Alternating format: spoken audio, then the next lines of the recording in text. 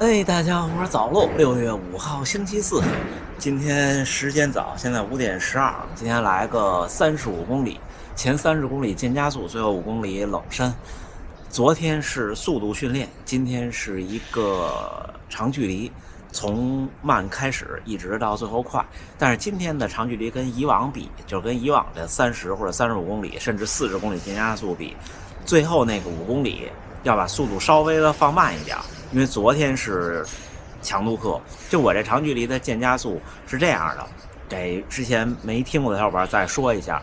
像我进入夏训以后有2种长距离模式，一种是35公里渐加速，一种是40公里，都是在倒数第2个5公里是最快的，最后5公里是冷身，然后第1个5公里是热身，都是设置5分到6分的配速目标。今天是这样的，第1个5公里5分到6分，然后之后第2个5公里开始4分45到4分55，之后每5公里往前进10秒，也就是说第10到15公里就是4分35到4分45，然后15到20公里是4分25到4分35，然后20到25公里是4分15到4分25，然后最后的25到30公里这个快速，我的手表设置只要比4分05快就可以，最快快到3分35。但是今天我可能会跑我的差不多马拉松配速上下，因为每次其实我能冲到3分30多，这次我不打算冲，但是到时候看那5公里的状态，最后5公里没有目标的放松，这就是这样。哎，手表已经扫好星了，带了电解质的冲剂的水，没有糖的和一个能量胶，咱们就走着看。今天把这个更多侧重于长距离，侧重于偏有氧，像之前的这种呢，会让前面的25公里为了那5公里冲刺服务，这次是要更多兼得，就是课表其实是死的，但是你怎么去掌控它，所以我的手表上配置这种最后要冲强度的这种，我的区间设的比较大，就是留给自己。走，大半程。到了大半程，还有1.8公里进入第1个5公里。像这种，如果您想跑这种渐加速，怎么去分配，或者不一定是渐加速。我之前说过，像跑长距离的时候，最后有一些变化，你可以前面是匀速，然后后边是一个比方快一点的5公里或者10公里这种。然后我的体感呢，就是在25到30冲刺这5公里，就加速这5公里之前的20到25这5公里是相对有点累的，因为那5公里就要求415到425，差不多就是一个全程马拉松3小时0几的配速。然后最后如果你想加速，无论是渐加速还是说我前面匀速，最后5公里或者8公里去加速，一般就如果前面是匀速跑一个2区有氧，那最后的加速呢，我建议可以长一点，比方说8公里，训练有素的小伙伴试试10公里。最后这个跑到什么程度呢？就如果是状态好的时候，就跑到接近 LT2。你像我状态好的时候会跑到3分30多，我的 LT2 是3分27。然后状态不好，或者像我今天我的目的，今天我状态特别好，前5公里热身的感觉，就觉得有训练的欲望，然后身体状态也还行。但是我今天还是坚持我的计划，就是最后的这5公里，25到30这5公里跑在我的马拉松配速。像大部分刚开始尝试这种有变化的长距离的小伙伴，或者说您的马拉松成绩还不够强，比方说在3小时15以外，或者3小时30以外，那您最后的这个加速阶段，甚至可以是就低于您的马配一点点，但是到马配或者比马配更快是更有效果的。这就是我现在定的一个逻辑，而且我觉得还可以。其实就是拍脑袋定的。我定这个配速渐进的时候，其实我并不是说我要考虑我的有氧是多少，什么是多少，就是说了一个数，感觉行不行？比方说我定到，我先把4分15这个数定下来，或者4分25吧。那这冲刺前的最后一组5公里是4分25最慢，我把这个先定下来，把这定下来，你感觉行还是不行？如果行，反推一下就差不多。这就是怎么说呢？老说训练自己，训练自己，它也是一种感觉。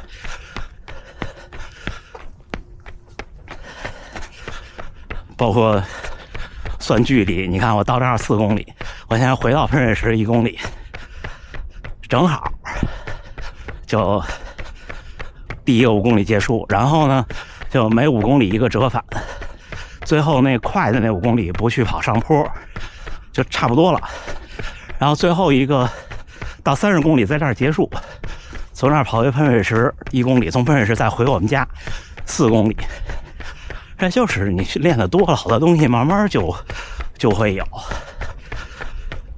今天想跟大家聊什么呢？有小伙伴说，那看了好多训练的教学，应该跑哪个区域，应该怎么去安排训练的比例，这些都没错。但是还有个疑问，说我按照手表给我算的有氧区间，说它这个区间呢配速跟心率不匹配。比方说，假设我的有氧区间上限是假设是4分40，然后呢我的有氧心率的区间上限假设是140，假设都是假设。但是呢我跑到4分45的时候，我的心率就已经145了，那怎么办？听谁的？我先说结论啊，这之前有一期回评论我说过一次，就是我的建议是听配速的，因为一般运动手表不管是哪个品牌，它就是你跑过的成绩、跑过的训练是就配速是更准确的。举个简单的例子，比方说你能连续跑1个小时3分30的配速，那你的 LTR 肯定在3分30或者比3分30还快。那这个时候有人说，那根据你不对啊，根据你的最大心率算，你的乳酸心率应该是比方说173，但是呢你在3分30的时候你的心率是178，那怎么办？那肯定是听3分30，因为它是你真实跑出来的。根据心率那个呢，它不管你是根据储备心率，还是根据最大心率，还是根据静息心率，还是就单纯的根据你年龄让平台给你算，它都是一个推算，怎么算都是推算。就算你的最大心率，咱们最准确的来说，你的最大心率和静息心率测得都是准确的。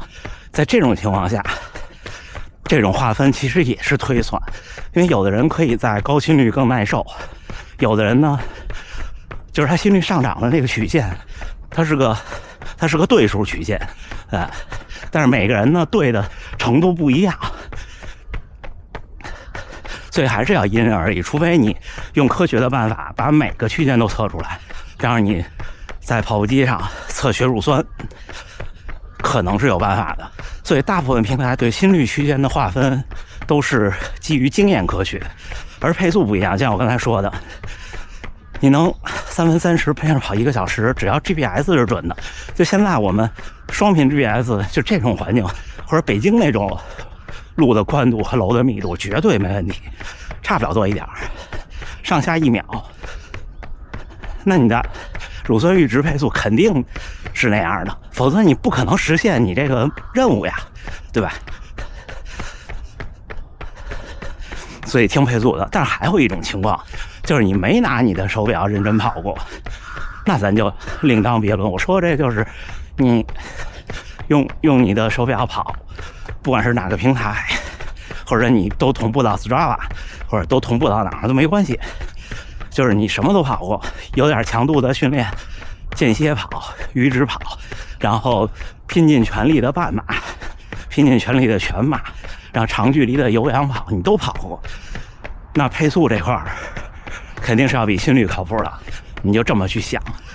然后呢，甚至你看有的平台如果支持手动编辑心率区间的话，你甚至可以花一些时间做一些统计，或者扒一扒自己之前的数据，然后自己去规划那个心率区间。哎，我手表倒计时还有30米，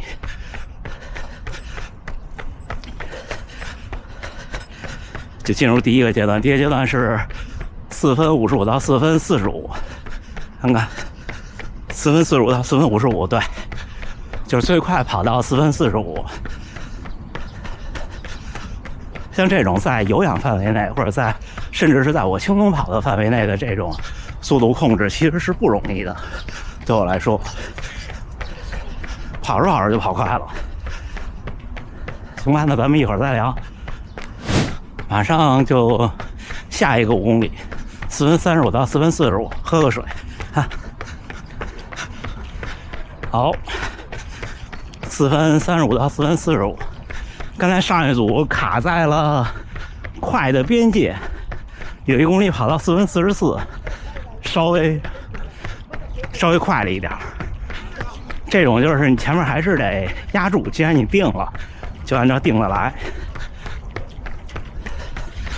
然后这种不用太在意瞬时的配速，你就是1公里一看，这1公里是多少。我刚才就是第2公里一看4分44，我就放了一放，但是放了一放还是比平常的跑这个课快一些，尽力。到，我老看见这一对儿，不知道是不是爸爸和孩子。马上进入第几个呀？第5个5公里。下一组的目标配速是415到425。下一组完，然后就是一个稍微快一点的5公里，之后冷身5公里就结束了。能量胶还没吃，我打算跑到下一个5公里的一半的时候吃，再喝个水，还有50米。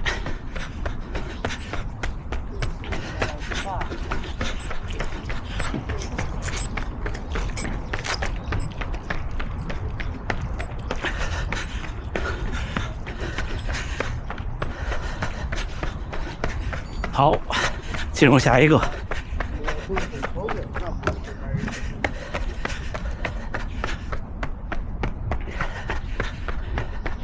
这一个就稍微就会有点累了。这一组5公里开始有点累了，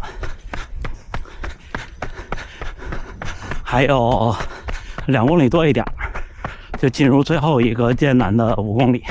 今天每一个5公里都跑在了配速的上限，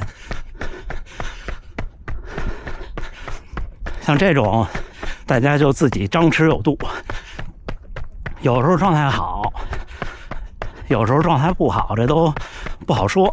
今天就状态挺好，这今天穿了双比较清脆的鞋，今天穿的是那双无锡马拉松穿的布鲁克斯的龙卷风4 PB。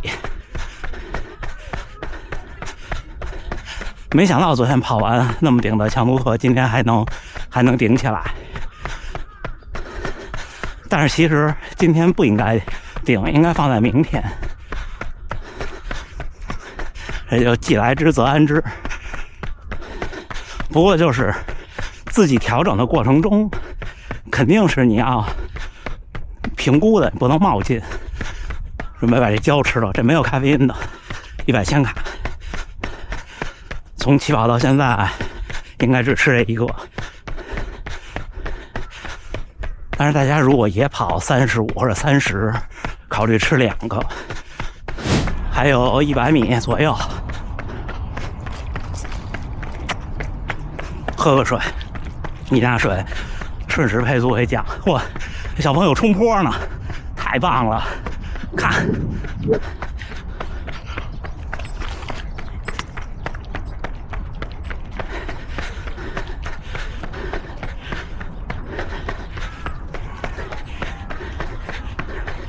我还得把水放下，但是已经开始了。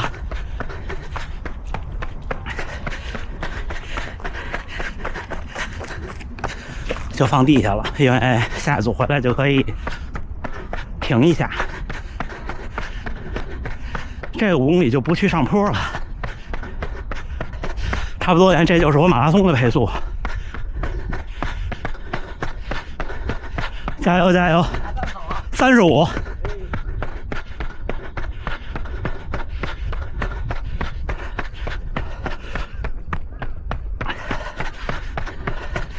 第1公里3分47，可以在目标以内。看来第3公里3分38，还有2公里。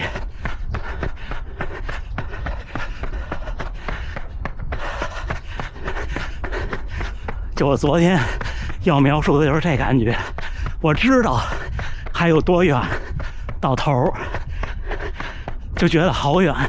从现在到那头大概1.3公里，到头还得掉头回来400-500米，就觉得有点心态有点炸。然后这时候你就这么想，这马拉松全程都这么快，我是怎么在镜头前说话的，还能跟别人聊2句，就觉得自己其实还是挺强的。但昨天差不多就跑到这儿，实际上还有400米左右，但是我觉得好远呀，因为我知道1公里在哪儿，所以有时候去陌生地儿跑马，但反而好一些。到上1公里3分38，还有1公里。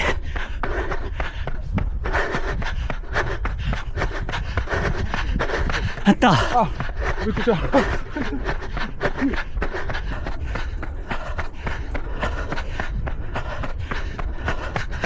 还有不到200米。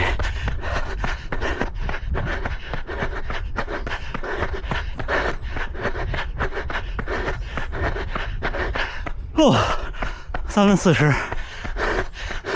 有一个180度的掉头，还行。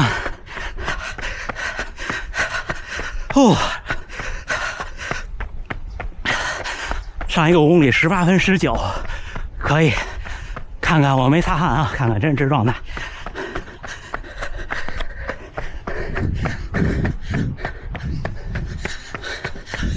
热起来了，每一个5公里都喝水了。还可以，还可以。